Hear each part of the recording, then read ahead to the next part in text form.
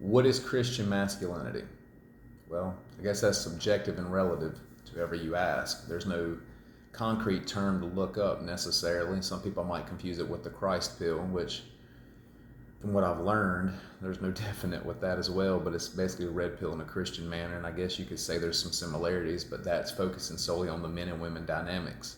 Christian masculinity to me, and I'm basing this all off on my experience, what I've learned over the past few years and applied myself from others, what I've read, and what I seek to be, is taking traditional masculinity, the red pill, stoicism, conservatism, self-improvement, and applying it in a biblical Christian manner.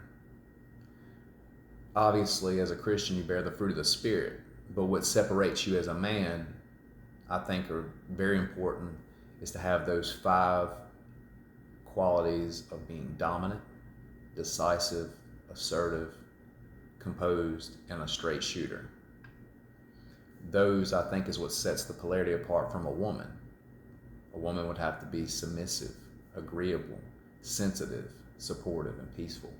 That's where you have your polarity, the masculine to the feminine, the dominant to the submissive, the man to the woman. Some examples I think in the Bible would be, especially in the New Testament, would be obviously Jesus Christ, Paul, John the Baptist. Did they bear those in different quantities? I would say so. In the Old Testament, I'd say Moses, Samson,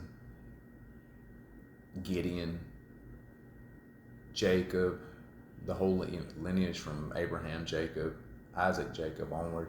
Those types of people would probably bear senses of masculinity, but to certain extents. In modern society, we don't really have a concrete example of that.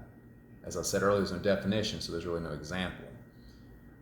Most Christian men that I've seen aren't very masculine, and most masculine men that I've seen aren't Christian.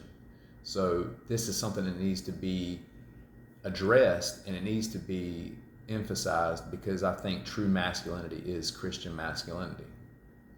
Obviously, I'm biased in the sense of I put my faith in my Lord Savior Jesus Christ. Everything I do takes Him into consideration. So this is going to be all off my journey of what masculinity is and what I've come to know it is, and what I want to share with everyone else. And it's going to hold me accountable, but it's also going to help you learn off the mistakes I've made and where I've gotten thus far. So enjoy.